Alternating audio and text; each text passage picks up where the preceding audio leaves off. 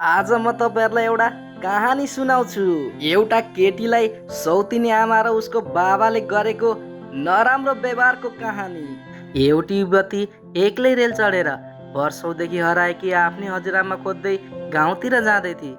तर उसको छेउमा बसेको एक अपरिचित पुरुषको फोनबाट उसकी हजुरआमाको आवाज सुनियो। केटीलाई लाग्छ कि यो केटाले त मेरी हजुरआमालाई चिनेको छ। केटीले सोध्न खोज्छ केटालाई, तर केटाले भने वास्तै गर्दैन।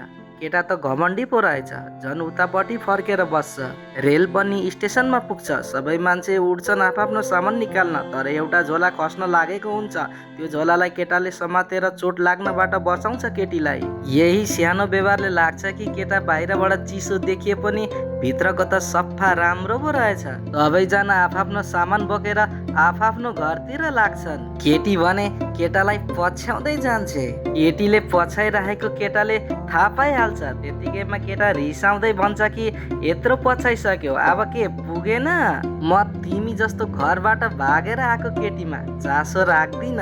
यी सबै कुराहरू सुनेपछि केटी हतारिँदै केटाको ब्यागमा समाउँछे, तर केटी बोल्न सक्दिन थिए। ऊ सानैदेखि बोल्न नसक्ने थिए। केटीले हातको संकेतले भन्छ कि ऊ त उसलाई पछ्याएको होइन, ऊ त आफ्नो हजुरआमालाई खोज्दै गाउँतिर गएकी हो। उसको हजुरआमाको घर जाने बाटो पनि यही हो। केटाले सम्झ्यो कि उसले त गलत बुझिरहेको रहेछ। केटीले आफ्नो हजुरआमा बस्ने ठाउँको ठेगाना लेखिएको कागज देखाउँछे। केटाले त्यो कागज देखेपछि ऊ झन् अचम्ममा पर्छ, किनकि त्यो केटाले त्यो हजुरआमालाई त चिनेको थियो। यही बेला उसको फोनमा हजुरआमाको फोन आउँछ। उसले भन्छ कि म तपाईलाई एउटा सरप्राइज ल्याउँदैछु। फोन काटेपछि केटा हिँड्न थाल्छ। केही कदम हिँडेपछि केटा फर्केर हेर्छ। केटी भने उभिरहेकी हुन्छ। केटाले भन्छ, के भयो, हिँड्न आउँदैन? त्यो सुनेर केटी मुस्कुराउँदै उसको पछि पछि हिँड्छे। गाउँ पुगेपछि केटाको साथीले जिस्काउँदै भन्छ, के हो सहरतिर गएको थिस, आउँदा त बुहारी पो लिएर आइछस्। केटाले भन्छ, जिस्किन्छस् मुले। यसपछि उसले केटीलाई लिएर हजुरआमा भएको ठाउँतिर जान्छ। हजुरआमा भित्रबाट कुद्दै बाहिर निस्किनुहुन्छ। केटाले भन्छ, मैले तपाईँलाई एउटा सरप्राइज ल्याइदिएको छु, जुन देखेर तपाईँ छक्क पर्नुहुन्छ। हजुरआमाले आफ्नो नातिनीलाई देख्ने बित्तिकै हजुरआमाको आँखामा आँसु रसाउन थाल्छ। तर केटीले भने तुरुन्तै आफूलाई मद्दत माग्न थाल्छिन्। केटीको आमा भने केही वर्ष अगाडि बिरामी भएर बित्नु भएको रहेछ। त्यसपछि बुवाले अर्को बिहे गर्नु भएछ। सौतिनी आमा र बहिनी आएपछि उसको घरमा केही स्थान रहेनछ। तर अझ ठुलो कुरा त सौतिनी आमाको छोरीको मुटुको रोग रहेछ। परिवारले केटीको मुटु निकालेर बहिनीलाई दिनलाई दबाब दिइरहेको रहेछन्। ऊ त बाध्य भएर घरबाट भागेकी रहेछिन्। यी सबै कुरा सुनेपछि केटालाई पहिला गरेको व्यवहार सम्झेर पछुतो लाग्छ। भोलिपल्ट उनले केटाको लागि खाजा बनाउँछिन्। केटा काममा व्यस्त हुने भएकोले केटीलाई आफ्नै कोठामा बस्न दिन्छ।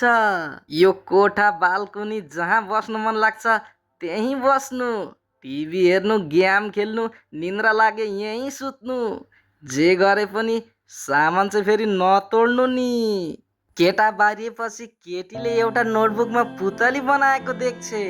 उनले खाली पन्नामा एउटा पुतली बनाउँछिन्। तर त्यही बेला केटाको साथीले देखेर डराउँदै भन्छ, हो त उसको सबैभन्दा प्रिय नोटबुक हो, यसलाई त कसैले छुएको थाहा पायो भने ऊ त धेरै रिसाउँछ। यत्तिकैमा केटा पनि भित्र आउँछ। उसले आफ्नो नोटबुक देख्ने बित्तिकै ऊ रिसाइहाल्छ।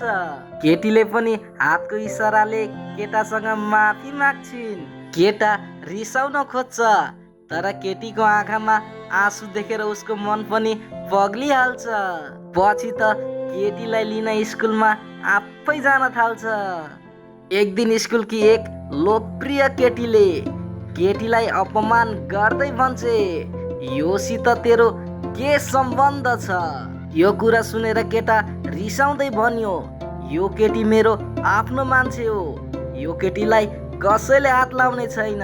त्यसपछि ऊ केटीलाई लिएर गाडीमा चढ्यो। केटी भने अझै पनि डराइरहेकी थिए। यो देखेर केटाले नरम हुँदै भन्छ, तिमी किन मसँग यति साह्रो डराउँछौ? म पनि मान्छे नि हो नि, म के तिमीलाई खान्छु र? तिमीले नोटबुकमा बनाएको पुतली पनि धेरै राम्रो थियो। यति सुनेपछि केटीको मन पनि हलुका हुन्छ। उनी त मुस्कुराउन थाल्छिन्।